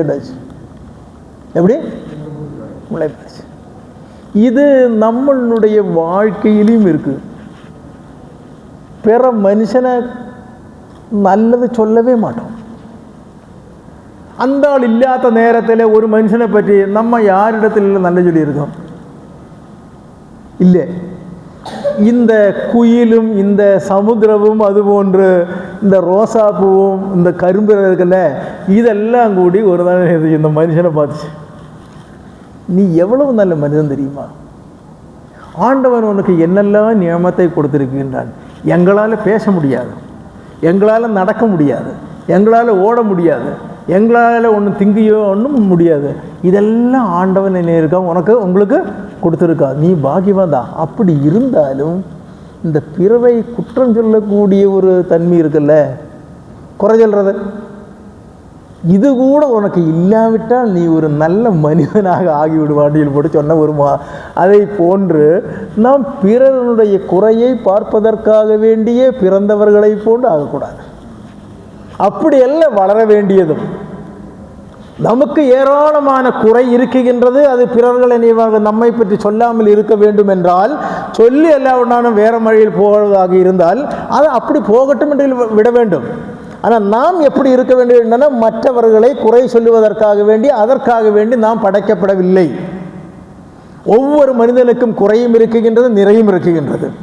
நாம் என்ன செய்யணும்? ஆண்டவன் கொடுத்த நியமத்துகளை பார்த்து நல்லதைத்தான் நாம் அவர்களிடத்தில் என்ன செய்யணும்? அப்போ பிற மனிதர்களுடைய குறையை பார்க்குகின்ற ஒரு என்ன சொல்றது, பார்க்குகின்ற சுபாவமா? சுபாவத்துக்கு தமிழ் என்ன சொல்றது? எண்ணங்கள், குணம். விளங்கி செல்லப்போ அது போதும். நான் நினச்ச நல்ல தமிழ் இனி கிடைக்க வேண்டிய இனி 5 நிமிஷம் அதுக்கு வேண்டி போக வேண்டிய அது விட்டுருங்க, அது விட்டாச்சு. இனி ஒரு விஷயம் கூட, நாம் நம்மளுடைய நீங்கள் யூசுப் நபி அலைஹிஸ்ஸலாம் கேள்விப்பட்டிருக்கீங்கள? கேள்விப்பட்டிருக்கோம். யூசுப் நபி அலைஹிஸ்ஸலாமுக்கும் அவர்களுடைய சகோதரന്മാർக்கும் இடையில வந்துட்டு ஒரு பிரச்சனை ஏற்படும் இல்லை? பிரச்சனை சாதாரண பிரச்சனை இல்லை. என்ன பிரச்சனை? அதானது எங்களை விட யூசுஃபை எங்களுடைய தகப்பனார் மிக கவனிக்குகின்றார்கள் என்ற ஒரு தவறான எண்ணம் இந்த சகோதரர்களுக்கு ஏற்பட்டது. இந்த ஏற்பட்டதுதான் அவர்களுக்கு மத்தியிலே உள்ள எல்லா பிரச்சனைகளுக்கும் காரணம். அசூயா என்று சொல்லுவதை விட நல்லது என்னான்னு கேட்டிருந்தானா, அந்த எல்லா சகோதரன்மார்களிடத்திலும் ஒரே முறையில் என்னை பெருமாறிக்கொள்ள வேண்டும் என்பதில் பிரச்சனை இருக்கு என்று அவர்கள் தவறாக என்னதாங்க எண்ணினார்கள். சொல்லி வந்த விஷயம் என்னான்னு கேட்டிருந்தானா, அதாவது தகப்பனாகிய நானும் தாயாகின்ற என்னுடைய மனைவியும் மக்களிடத்தில் எப்படி பெருமாற வேண்டும்? எல்லாம் அவர்களும் எப்படி இருக்கணும்? சமமாக இருக்க வேண்டும். அந்த எண்ணத்துடன் போகாவிட்டால், அது மட்டுமல்ல, சில வீடுகள் என்ன போனால் சொல்லுவாங்க, இது என்னோட மகனாக்கு நான் சொன்னதை போன்று அப்படின்னு எழுதி போட்டு இந்த மகனை பார்த்து அந்த மகன் உள்ள நேரத்தில் நினைக்கிறது சொல்றது, அவனுடைய உள்ள எப்படி இருக்கும்? இந்த உள்ளத்தை வலி கொடுப்பதற்காக வேண்டி ஒரு தக்குவா இருக்கும் இல்லை. அந்த ஒரு விஷயத்தில் பாருங்கள், யூசுப் நபி அலைஹிஸ்ஸலாமுடைய தகப்பனார் உண்மையிலேயே இவர்களுக்கு மத்தியிலே பாகுபாடு வச்சது கிடையாது. பாகுபாடு வச்சது என்ற ஒரு எண்ணம் அவர்களுக்கு என்ன இது ஏற்படுவதை போன்று சில வேலைகளை யார் செய்தார்? யூசுப் நபி அலைஹிஸ்ஸலாமுடைய தகப்பனார் தாங்க செய்ததாக அவர்கள் எண்ணுகின்றார்கள். சொல்லி வருவது, மக்களுக்கு மத்தியிலே நாம் என்னையக்கூடாது, பாகுபாடு என்னையக்கூடாது, வரவே கூடாது. அது ஒரு தக்குவா உள்ள ஒரு மனிதனிலே வரக்கூடாது. ஒரு தடவை நபி ஸல்லல்லாஹு அலைஹி வஸல்லம் பள்ளியில் இருந்து அங்கே பேசிட்டு இருக்காங்க. சஹாபாக்கள் தாராளமாக இருக்காங்க. அந்த பள்ளியோட பக்கத்தில் உள்ள வீட்டில் பெற்ற ஒரு குழந்தை, அதிக வயசு ஒன்றும் ஆகாது. அந்த குழந்தை ஓடி வந்தது, ஒரு ஆண் குழந்தை ஓடி வந்து தன்னுடைய தகப்பனாரின் பக்கத்தில் தாங்க வந்த உடனே எப்படி வந்துக்கிட்டே இருக்குது. நம்ம வேகம் போய் என்ன இதோ எடுத்தோம், அப்படி தான் இல்லை? அதாவது ஒரு மானக்கட்டு இருக்கும், ஒன்றும் இல்லை. இது சந்தோஷமாக 4 பேர் பார்த்துக்கிட்ட, ஒரு பிரச்சனையும் இல்லை. பாருங்கள், அப்படி ஓடி போய் வந்தது என்ன வேகம் எடுத்தார். எடுத்துட்டு என்ன தன்னுடைய மடியில் வைத்தாங்க, அந்த வலது தொடையில் வச்சாங்க. இந்த இடத்துக்கு தானே சொல்கிறது, அங்கே வச்சாங்க. கொஞ்சம் ஒரு 10 நிமிஷம் முடிஞ்சதுக்கு பிறகு அந்த மனிதனுடைய மகள் என்ன இதே போன்று ஓடி வந்து, மகள் ஆரம்பத்தில் வந்தது யாரு? பையன். ரெண்டாவது வந்தது மகள், புள்ள. வந்த பெண்ணை மாமாண்டியில் போட்டு எடுத்து பக்கத்தில் கொண்டு வந்து ஒரு முத்தம் எல்லாம் கொடுத்ததுக்கு பிறகு கீழே வச்சு ஒரு ஆளை மடியில் வச்சது, ஒரு ஆளை. நபி ஸல்லல்லாஹு அலைஹி வஸல்லம் இதற்கு சொன்ன பதில் என்ன தெரியுமா? அல் ஆன் அதல்தா, நீ இப்பொழுதுதான் நினைது. அதாவது இது சொன்ன உடனே எழுதிட்டாங்க, அந்த குழந்தையை எடுத்து தன்னுடைய வலது தொடையில் என்னதாங்க வச்சாங்க. அந்த வச்சதற்கு பிறகு நபி ஸல்லல்லாஹு அலைஹி வஸல்லம் சொல்றாங்க, அல் ஆன் அதல்தா, இப்பொழுதுதான் நீ நீதியோடு கூட என்ன இருக்க நீதி தமிழ் இருக்குல்ல, வேறு வார்த்தை சொல்லுங்க. நீதி நீதி தான், அது மாறவே கூடாது, கரெக்டு தான். நீதி அநீதியாகக்கூடாது. இப்பொழுதுதான் நீ நீதி செய்திருக்கின்றான் சொல்லி போட்டு நபிகள் நாயகம் ஸல்லல்லாஹு அலைஹி வஸல்லம் சொல்லினார். பாருங்கள், இது அவ்வளோ பெரிய விஷயமா?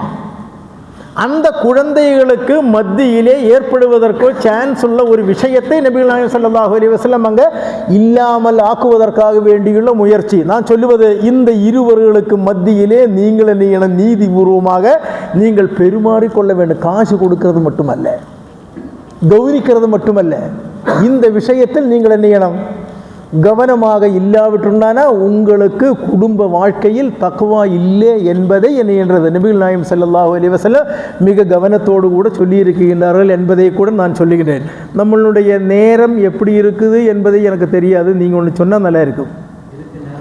நான் சொல்லி வருவது என்னன்னா, எந்த விஷயத்தையும் ஒரு அது ஒன்றும் பரவாயில்லை, அது அவ்வளோ பெரிய முக்கியமான விஷயம் இல்லை அப்படின்னு எழுப்பிடனே கூடாது, தள்ளி கடையக்கூடாது. எனது எல்லா விஷயங்களையும் நாம் என்னையிடம் அது கவனிக்க வேண்டும் என்பதை இந்த நேரத்தில் என்ன சொல்லுகிறேன்.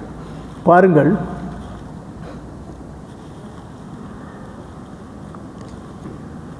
இந்த எங்கள் ஊரில் ஸ்கூலில் படிக்கிற நேரத்தில் ஒரு கதை இருக்குது.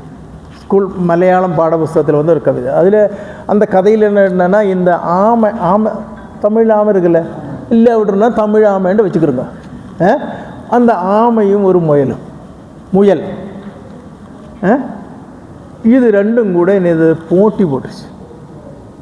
ஓட்டத்தினுடைய போட்டியோ பேட்டியா? போட்டி. ஓகே, போட்டி போட்டுச்சு.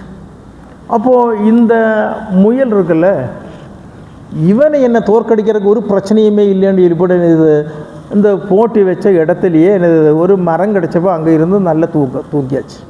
இந்த தூங்குகிற நேரத்தில் ஆமை என்ன மெதுவாக நடந்து எந்த இடம் எய்மாக இருக்கோ அந்த இடத்துல போய் என்ன ஆயிடுச்சு, ஆமை என்ன வெற்றி பெற்று. அப்போ முயல் இது பார்த்துட்டு ரொம்ப ஷெய்மாகி போயிடுச்சேன்னு சொல்லி போட்டு இந்த முயல் என்ன எந்திரிச்சிட்டு வேகம் ஓடி போய் ஆமையோட பக்கத்தில் போய், ஒரு போட்டி போட்டதில் நீ வெற்றி பெற்ற, ஆனால் ஒரு தடவை கூட நமக்கு என்ன போட்டி போடலாண்டாச்சு. அப்போ ஆமை எழுச்சி ஓகே எழுச்சி. அப்போ அப்படியே எந்த இடத்துலேருந்து பெறப்பட்டு எந்த இடம் வரை போன்றுள்ளதெல்லாம் முடிவு செய்யணும்னு செய்தாச்சு. அப்போ இதில் இந்த முயல் என்னச்சு, ரொம்ப கவனமாக இருந்தது. முயல் ஒரே ஓட்டம். அதில் என்னச்சு, முயல் வெற்றி பெற்று அங்கே தான் பெரிய ஆளாக கொண்டுள்ள சொல்கிற அந்த நேரத்தில் ஆமை மெதுவாக போய் நீ எதுவும் முயலை பார்த்து. இனி ஆமை சொல்லிச்சு, ஒரு தடவை நான், ஒரு தடவை நீ, ஆனால் ஒரு தடவை கூட பார்க்கலாங்க. மலையாளத்தில் சொல்லுவாங்க, 1 தொட்டா 3. ஒரு தடவை ஆரம்பித்தா 3 தடவை இருக்குன்னு சொல்லி போட்டு சொல்லியிருக்கு. அதே போன்ற இது ஒரு தடவை கூட பார்க்கலன்னாச்சு. ஆனால் நான் நீவேன், எந்த இடம் வரை ஓட வேண்டும் என்பதை நான் நீவே முடிவு வேண்டும் என்றாச்சு ஆமை. அப்போ மயிலிருச்சு, நீ என்ன வேண்டாம் முடிவு பண்ணிக்கணாச்சு. அப்போ இந்த ஆமை முடிவு பண்ணது அந்த இடத்திலிருந்து இந்த இடம் ரெண்டையில் போட்டு காமிச்சு கொடுத்தது. இந்த இடத்திற்கு மத்தியிலே ஒரு ஆறு இருக்குது, ஆறு ஓடிட்டு இருக்கு. இந்த ரெண்டும் கூட நினைச்சு ஓட ஆரம்பிச்சிச்சு. ஆமை ஆறனுடைய அங்கே எத்தனை உடனே தண்ணியில் கூட நேரிச்சு சீக்கிரமாக போயிடுச்சு. முயல் அங்கே வந்து நிற்கிறது இல்லாமல் அதில் இறங்குறதுக்கு வைய தெரியாது, நீச்சல் தெரியாததுனால நேரிச்சு. அப்படி ஆறு வெற்றி பெற்றா ஆமை. இந்த ஆமை வெற்றி பெற்றதற்கு பிறகு சொல்லிச்சு ஒரு விஷயம். அது என்னாண்டு கேட்டிருந்தானா, நாம் இருவரும் போட்டி போட வேண்டிய ஆளுகள் அல்ல. நாம் என்ன செய்யணும், போட்டி போட்டு நம்மளுடைய வாழ்க்கையை தொலைக்கக்கூடாது, நசிப்பிக்கக்கூடாது.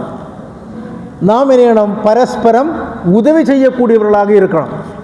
அதனால் பாருங்கள், இந்த ஆறனுடைய கரையில் எத்தனை உடன் உன்னை என்னுடைய தோளில் ஏற்றி நான் இந்த தண்ணியிலூட நீச்சல் அடித்து போயிருந்தால் இருவருக்கும் என்னையில அந்த இடத்தில் எத்தலாம், வெற்றி பெறலாம்.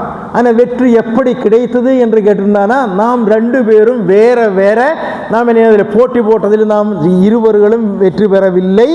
ஆனால் நாம் வெற்றி பெறுவோம் எப்பொழுது, நாம் 2 பேரும் பரஸ்பரம் என்ன உதவியாக இருந்தால். இந்த பரஸ்பரம் உதவி என்று சொல்லு அந்த அளவிற்கு வாழ்வதற்கு இந்த சமுதாயத்தை விடாத ஆளுகள் இருக்காங்க. நாம் அவர்களோட கூடக்கூடாது. நாம் முஸ்லீம்கள் எந்த அர்த்தத்திலாக இருந்தாலும் சரி பரஸ்பரம் உதவி செய்யக்கூடியவர்களாக இருக்க வேண்டும். பரஸ்பரம் போர் அடிக்கக்கூடியவர்களாக இல்லாமல் இருந்தால் எவ்வளவோ பெரிய இலக்குகளை நமக்கு அடைவதற்கு முடியும். எந்த எய்மாக இருந்தாலும் சரி, அது எவ்வளவு தொலையிலேயாக இருந்தாலும் சரி, வெற்றி பெறுவதற்கு நம்மளால் முடியும். நாம் ஒருவருக்கொருவர் பரஸ்பரம் உதவியாளர்களாக இருந்தால் நமக்கு வெற்றி பெற முடியும் என்பது முக்கியமான ஒரு விஷயம். இன்று சமுதாயத்தில் இல்லாமல் போன ஒரு விஷயமும் இதுதான். சில ஆளுகள் இப்படி சொல்றது உண்டு. எப்படி கேட்டா, ஒரு ஊரில் ஒரு 10 பள்ளி இருந்தானே 10 பள்ளியிலையும் ஆளுங்க தொழுக போகுவாங்களேன்னு உள்ளது. பள்ளி கட்டுவது நம்மளோட நோக்கம் அல்ல. பள்ளி கட்டி அதில் ஒரு வேறு பிரச்சனை உண்டாக்குறது நம்மளோட நோக்கம் என்று சொல்றது இந்த சமுதாயத்தினுடைய இத்திஹாத். அதாவது அவர்கள் எல்லாவர்களும் ஒற்றுமையாக இருக்க வேண்டும் என்றால் அதற்கு எது வேண்டுமோ அது செய்யணும். அது செய்ய வேண்டும் என்றால் நாம் பரஸ்பரம் நாம் எல்லா விதத்திலும் நாம் உதவியாளர்களாக இருந்தால் நமக்கு வெற்றி பெற முடியும். அல்லாவிட்டால் நம்மளால் நினைய முடியாது, வெற்றி பெறுவதற்கு முடியாது என்பதை கூட இந்த நேரத்தில் இன்றைய சொல்ல நான் விரும்புகின்றேன். ஒரு விஷயம் கூட சொல்லி என்னுடைய உரையை முடிக்க வேண்டும் என்று நான் நினைக்கிறேன். பாருங்கள், ஒரு ஆப்பிரிக்கா நம்ம கேள்விப்படுறீங்கல்ல, இந்த ஆப்பிரிக்கையில் அந்த ஊரில் உள்ள மக்களை பார்த்து சில விஷயங்களை படிக்குவதற்காக வேண்டிட்டு ஒரு பெரிய நிபுணர், ஒரு டாக்டரேட் வாங்கினால நேரம் ஆப்பிரிக்காவில் போகிறாரு. ஆப்பிரிக்காவில் போகக்கூடிய நேரத்தில் இவர் நல்ல சாக்லேட் மிட்டாய் இருக்குல்ல, நல்ல ஒரு கவரில் சாக்லேட் மிட்டாயெல்லாம் வாங்கியிருக்காரு.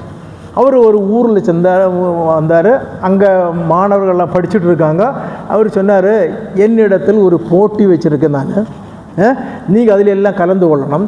யாருக்கு ஃபஸ்ட்டு கிடைக்குதோ அவங்களுக்கு என்னையலாம் இது எடுக்கலாம். எது? சாக்லேட்.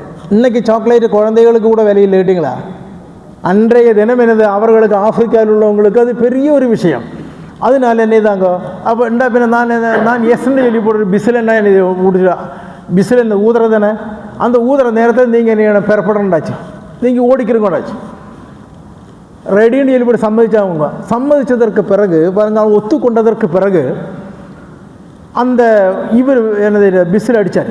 பிசில் அடித்து பார்த்துட்டானா இவங்க யாருமே தனியாக ஓடவில்லை.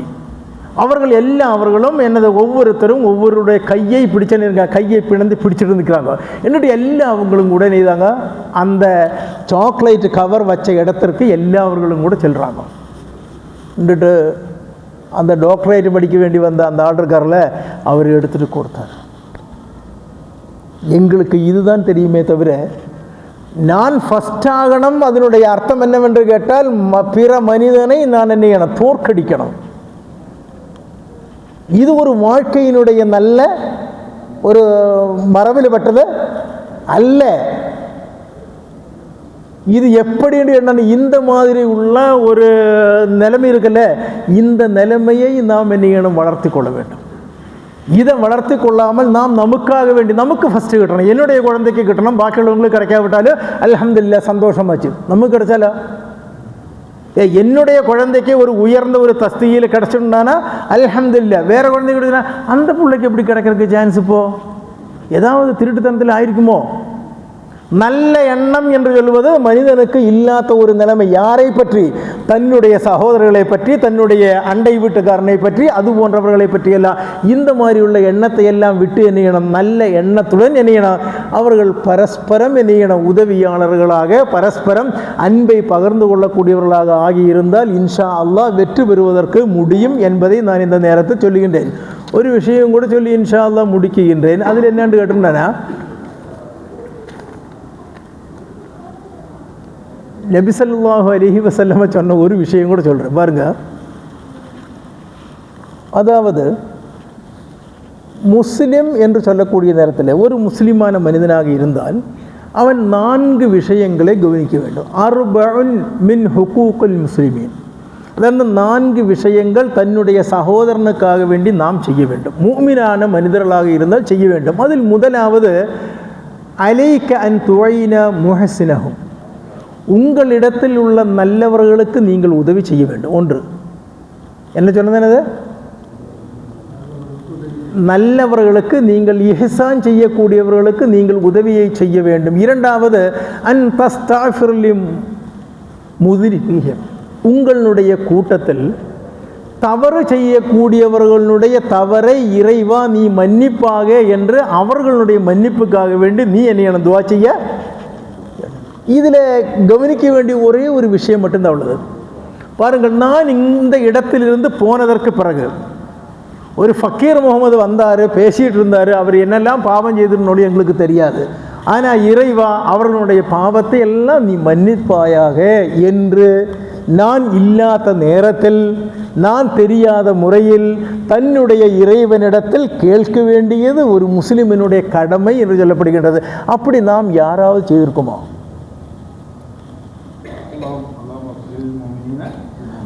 அதற்கு ஒரு தரம் இப்படி சொன்னதானே தெரியுமா?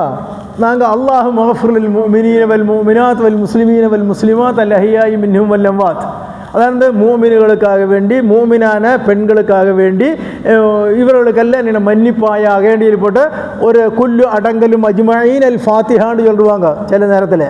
அதே போன்று என்ன சொல்லக்கூடிய ஒரு பிரார்த்தனை, அந்த பிரார்த்தனையும் சொல்லிக்கிறோங்க, அதில் ஒரு பிரச்சனையும் இல்லை, நல்ல பிரார்த்தனை தான். நான் சொன்ன விஷயம் என்னன்னா, முக்கியமான ஒரு பர்சன், அந்த மனுஷனை குறிக்கோளாக வைத்து அவர்கள் என்ன தவறு செய்தாலும் இறைவா நீ அவனுக்கு மாப்பு மன்னிப்பாயாக என்று என்ன, அவன் இல்லாத நேரத்தில், அவன் கேட்காமல், அவன் அறியாமல் என்னுடைய சகோதரனுக்கு வேண்டி நான் துவா செய்வது என்பது ஒரு முஃமினுடைய கடமையாக, இரண்டாவது கடமையாக இருக்கின்றது. இந்த விஷயத்தில் கேள்விக்கு இல்லை அப்படி செய்கிறவங்கள யாரும் ஒன்றும் இதெல்லாம் விடுருங்க. சில வீடுகளில் பெண்கள் கல்யாணம் முடிக்கிறதுக்குள்ள வயசெல்லாம் மாறதற்கு பிறகும் அப்படியே இருப்பாங்க. நம்ம உண்மையிலேயே நல்ல உள்ளத்தில் கவலையோடு இறைவனிடத்தில், என்னுடைய அண்டை வீட்டில் இந்த குழந்தைகளில் இப்பவும் கல்யாணம் முடிக்காமல் இருக்குது, இறைவா நீ அதற்குள்ள வசதியை கொடுப்பா அப்படின்னு இப்படி நம்ம கேட்டுருந்தோம். நம்ம சும்மா இப்படி ஒரு பள்ளியில் நம்ம இப்படியெல்லாம் சொல்லுவோம் என்னது, அங்கே சஃபு சுஃபூஃபக்கும் நீங்கள் உங்களுடைய அணியை என்னை இருங்க சரிப்படுத்தி கொள்ளுங்கள், ரஹ்மக்குமுல்லா ஆண்டவன் உங்களுக்கு கருணையை கொடுப்பான். இங்கே எங்கே சரியாக்குறீங்க? சஃபூர் சுஃபூஃபக்குன்னு எழுதி போட்டு இந்த சஃபு சரியாக்குறது என்னன்னா உடனே சொல்லுவாங்க, உங்களுடைய இந்த காலினுடைய பின்பாகம் இருக்குல்ல, அதுக்கான என்ன எழுறது? குதிங்கால். அந்த குதிங்கால் எல்லாம் கரெக்டாக என்ன முன்னாலேயே பார்க்கறது, பின்னாலேயாக்கும் குதிங்காலாக்கும் பார்க்கறது சொல்லி போட்டுள்ள ஒரு விஷயத்தை நாம் கற்றுக் கொடுப்போமே தவிர, உண்மையிலேயே என்னது எல்லாவர்களும் ஒன்றா இருக்கணும் அந்த எண்ணம் அது இருக்கும் இல்லை. அவர்கள் அணிவகுப்பதை போன்று அவர்களுடைய உள்ளங்களில் அணிய நேனம் வகுத்துட்டுண்டானா உங்களுக்கு சுவனம் என்பது நிர்பந்தமாயும் கிடைக்கும் என்பதில் எந்த சந்தேகமும் இல்லை. ஆனால் நாம் அப்படி செய்யறதுன்னா, பெருநாளுக்கு தக்பீர் சொல்லுவோம்ல, உண்மையிலேயே உள்ள ஒரு தக்பீர் உள்ளத்திலிருந்து வருவதாக இருந்தால், உள்ளபூர்வமாக இறைவனிடத்தில் இறைவா நீதான் பெரியவன், உன்னை விட பெரியவன் யாருமே இல்லை இறைவா, அதனால நான் கேட்பதை கொடு அப்படின்னு இப்படி சொல்றதுக்கு நம்மளால முடிஞ்சால் இந்த உலகத்தை மாற்றுவதற்கு நம்மளால முடியும். அந்த அளவிற்கு நெய்யணம் இருக்க வேண்டும். அது போன்று பாருங்கள், இந்த முசாஃபஹா முஆனகாண்டியில் போட்டு ரெண்டு அரபி வார்த்தை இருக்குல்ல. முசாஃபஹான்னு என்னன்னா ஷேக் ஹேண்ட் கொடுக்குறதா, முசாஃபஹா என்னன்னா பரஸ்பரம், அது இருவர்கள் என்ற ஒரு ஆளும் மற்றொரு ஆளுக்கு நேரது முசாஃபா செய்யறது, அதாவது கை கொடுப்பதுன்னு ஏற்பட. அதுக்கு முசாஃபானுடைய தமிழ் சொல்லுங்க. ஒரு ஒருங்கிணைப்பு. அல்ஹம்துலில்லாஹ், நம்மளுடைய பழைய கால நண்பன் நாம் மதிக்குகின்ற பெரிய ஒரு மனுஷனாக வருது. இந்த தடவை வந்துட்டு பார்த்தப்போ ரொம்ப சந்தோஷமாச்சு. நம்ம துவா செய்கிறது உண்டு. இன்ஷா அல்லாஹ் இனியும் நாம் துவா செய்வோம். பாருங்கள், இந்த இரு கைகளும் என்னையனா பரஸ்பரம் என்னையனை பிடிக்கணும். இது பாருங்கள், உண்மையிலேயே நீங்கள் பெருநாளினுடைய அன்னைக்கு, பெருநாள் பண்டிகை தினத்தில் நீங்கள் முசாஃபா செய்வீர்கள்.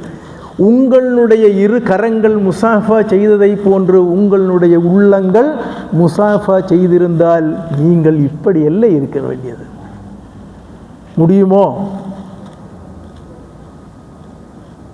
கேட்கணும். நம்மளிடத்தில் என்ன கேட்கணும், இல்லை வேற உள்ளவரிடத்தில் ஒன்றும் கேட்க வேண்டியதில்லை. நம்மளுடைய கைகள் முசாஃபா செய்த பட்ச உள்ளங்கள் முசாஃபா செய்யுதுண்டோடு கேட்டோம்னா அந்த கேள்விக்கு ஒரு நில் பதிலாக உள்ளது, கொஸ்டின் மார்க். பலனுக்கு பதிலே இருக்கு பாருங்கள். அதே போன்று நாம் என்ன செய்கின்றோம், பெருநாள் அன்னைக்கு, வெள்ளிக்கிழமை கூட நம்ம கட்டி பிடிக்க மாட்டோம்ல, பெருநாள் அன்னைக்கா எல்லாம் அவங்களோட கட்டி பிடிக்காது என்று என்ன கிடைச்சது? அது உங்களுடைய உடல்கள் கட்டிப்பிடித்ததை போன்று உங்களுடைய உள்ளங்கள் இருந்திருந்தால், நீங்கள் இருவரும் ஒன்று என்ற எண்ணம் நீங்கள் வளர்த்தி இருந்தால், அப்படி நீங்கள் முன்னால போயிருந்தால் நீங்கள் இதல்ல. நீங்க எங்கே திருப்பீங்க? எங்கேயோ எத்தியிருப்பீங்க.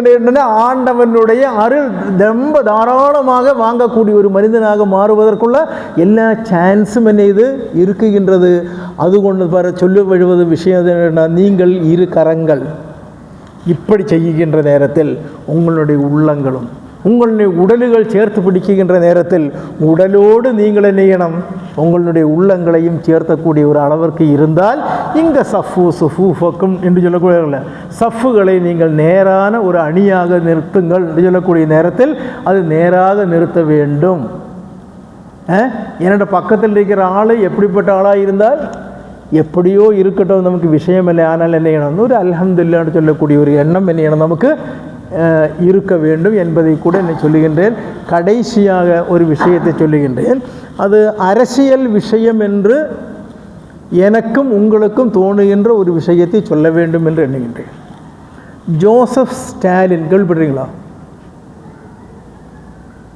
ரஷ்யாவினுடைய பிரசிடண்டாக இருந்த ஸ்டாலின் ரொம்ப கிரூரனான ஒரு அதிகாரியாக அந்த ரஷ்யாவை ஆட்சி பண்ண ஒரு மனுஷன். சோவியத் யூனியன், பண்டத்த சோவியத் யூனியன் அதில் இருந்தவர். இதுவரை உள்ளதை நீங்கள் கவனிக்கவில்லை என்பதை நமக்கு விடலாம். ஆனால் இது நாம் கவனிக்கணும்.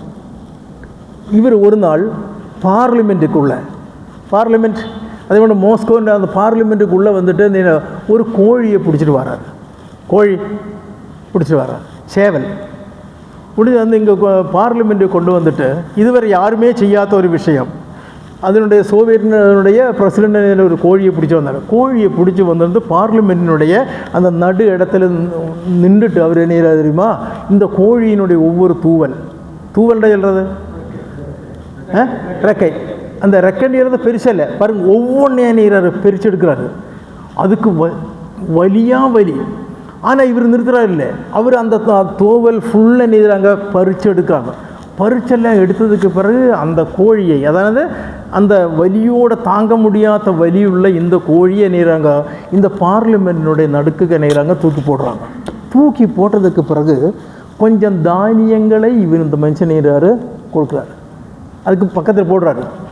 அதுக்கு பக்கத்தில் போட்ட உடனே இந்த தாங்க முடியாத வலியிலையும் அந்த தானியத்தை என்னது அது இப்படி சாப்பிட்டுக்கிட்டே இருக்கு.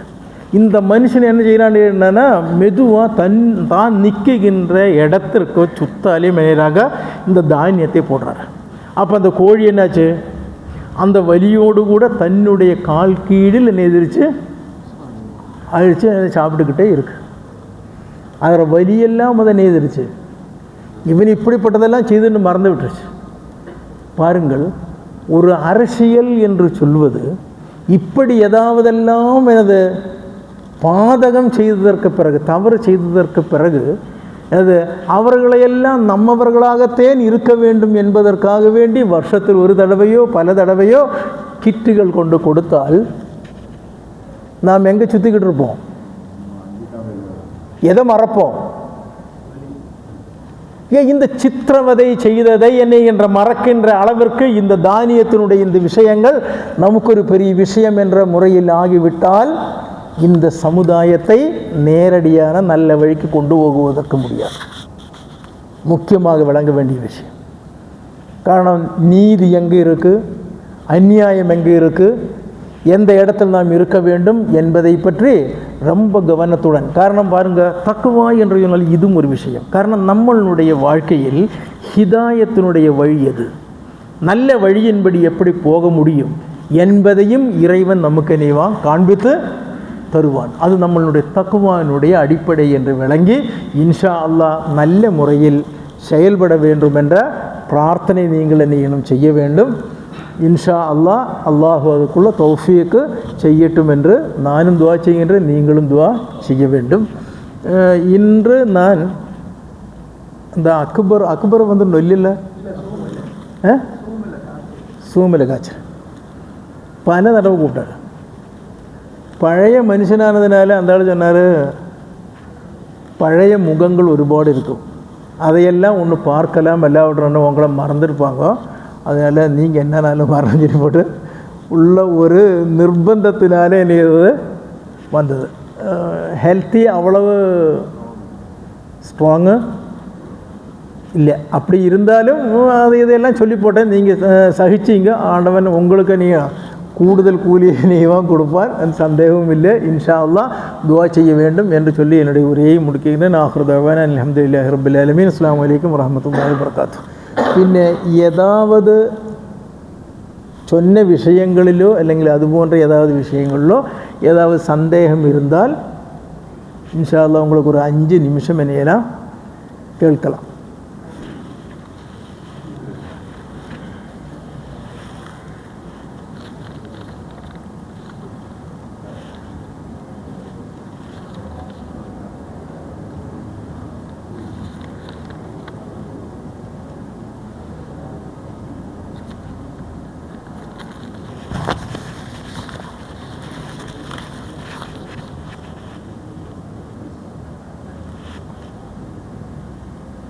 சந்தேகம் உண்டாக்கணும் வேண்டாம்.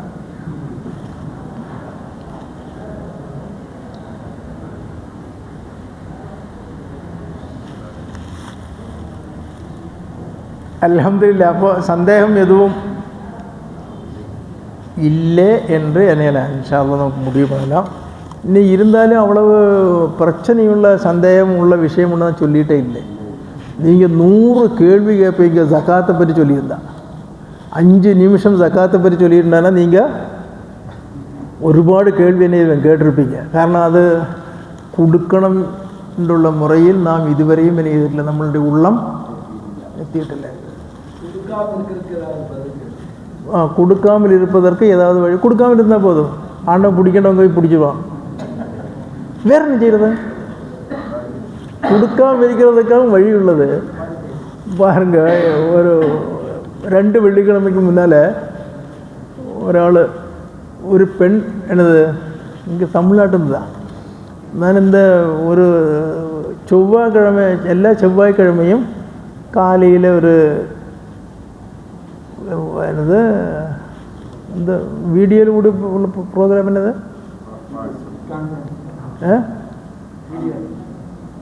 அது ஒரு ப்ரோக்ராம் இருக்குது. இந்த ஆஷிக்கலி பயண்டி எழுறாங்கள ஒரு என்னமோ அதுக்கு பேருண்டு. அதில் வந்து ஒரு பொம்பளை கேட்ட கேள்வி என்னென்னு கேட்டிருந்தேன்னா, எனக்கு 8 சவரன் இருக்குது, 8 பவன். என்னுடைய மகளுக்கு 6 இருக்குது, சின்ன மகளுக்கு 4 பவன் இருக்குது. இப்போ எத்தனை ஆச்சு? 8 18 ஆச்சு. இன்னும் அவங்க கேட்குறாங்க, நாங்கள் ஜக்காத்து கொடுக்க மாட்டாச்சு. காரணம் இது யாருக்கு? அந்த பெண்ணுக்கு. 2வது யாருக்கு? மூத்த மகளுக்கு. 3வது இதெல்லாம் யார் வாங்கி கொடுத்தது? இந்த வாப்பா வாங்கி கொடுத்தது. அந்த பொருளை வச்சுட்டாக்கும் கொடுக்கணுமா வேண்டான்னு நினைக்கிறது கேட்குறது. பாருங்கள், இது கொடுக்கணுன்றதுக்கு கணக்கு தேவையே இல்லை, நல்ல தெளிவாக தெரியும். ஆனால் கொடுக்கறதுக்குள்ள மனசில்லாததுனால பின்ன தான் பதில் சொன்னேன், இதுக்கு ஒன்றும் கேள்வியே கேட்டுருக்கிறாதீங்க, நீங்கள் கொடுங்க, அதாக்க நல்லதுன்னு கேட்டேன். ஐயோ, அதை எப்படி கொடுக்க முடியுண்டாச்சு? நான் கொடுக்க முடியாட்டி ஆண்டவன் சேர்ந்து பாருங்கள், ஆண்டவன் உங்களுக்கு தந்தான். 1 வருஷம் என்ன செய்துட்டு அந்த பொருள் என்ன நம்ம கையிலே இருக்குது, அதெல்லாம் இருந்ததற்கு பிறகு இப்பொழுதும் அது இருக்குது. அப்படி இருக்குகின்ற நேரத்தில் அதிலிருந்து 2.5 இதுவும் கொடுக்க முடியாட்டா பின் என்ன பேசியிருக்கு? அந்த மாதிரி இருக்குது. ஆனால் அப்படியெல்லாம் கரெக்டாக பாருங்க. நம்ம இந்த பள்ளியில் கூடின ஒரு பேர் 50 பேர் இருப்பீங்களா? யாசிர் 75 100ன்னு கணக்காக்கும். 100 பேர். இந்த 100 பேர் இன்றைக்கி நெய்யத்து செய்கிறதாக்கு என்னோட வீட்டில் போய் என்னோட வீட்டில் உள்ள பெண்களிடத்திலும் பாக்கி உள்ளவங்க அவங்கள்ட்ட எல்லாம் எவ்வளோ இல்லை இருக்குன்னு போட்டு ஒரு கணக்கெல்லாம் பார்த்து நமக்கு அதில் 2.5 அதாவது 10.5 சவரனுக்கு மேலே இருந்தால் என்ன கொடுக்கணும். அப்போ அவள்கிட்ட இருக்கிறதானா அதிலிருந்து 2.5 கொடுக்கணும்னு சொல்லி போட்டு கணக்கு பண்ணுங்க. நமக்கு இந்த இதிலிருந்தே ஒரு 5 லட்சம் ரூபா நமக்கு கிடைக்காது. இன்னத்து தங்கத்துற விலைக்கு கிடைக்கும். கிடைச்சிட்டுண்டான ஒரு ஆளுக்காவது வீடு நல்லா வச்சு கொடுக்கலாம். இல்லாட்டி 2 பேருடைய குழந்தைகளை நல்லா டாக்டர் ஆகிட்டு பாக்கியுள்ளதை படிக்க கற்றுக் கொடுக்குறதுக்கெல்லாம் முடியும். ஆனால் அந்த மாதிரி உள்ள ஒரு எண்ணம் என்ன நமக்கு வேணும். பாருங்க, தொழுகையினுடைய விஷயத்தில் ரொம்ப ரொம்ப நல்லபடியாக நம்ம வாழ்கிறோம் இல்லை? 5 நேரம்னா 5 நேரம் தான், கூட்டுறதும் இல்லை குறைக்கிறதும் இல்லை இல்லை? பாக்கியுள்ள ஹஜ்ஜு என்னது? வாழ்க்கையில் ஒரு தடவைனா அதில் எவ்வளவு தடவை தவாஃப் செய்யணுமோ அவ்வளவு தடவை நம்ம செய்வோம். கம்மியாக்குவோமோ? இல்லை, எதுவும் செய்கிறதில்லை. அதெல்லாம் கரெக்டாக. ஆனால் அந்த ஜக்காத்தினுடைய காரியம் மட்டும் வந்தால் என்ன நம்மளுடைய நிலைமை? க்ளீன் அல்ல, கிளியரும் அல்ல, நல்ல உள்ளவும் அந்த விஷயத்தில் இல்லை. பொருளாதாரம் என்ன இதாக்கும். அதனாலேயாக்கும் பொருளாதாரத்தினுடைய விஷயத்தில் ஒரு மனுஷன் வெற்றி பெற்றால் மீதியுள்ள விஷயங்கள் ஏதாவது தவறு ஏற்பட்டால் கூட ஆண்டவன் பரவாயில்லடா போடா பண்ணையில் விடுவான் சொர்க்கத்துக்கு.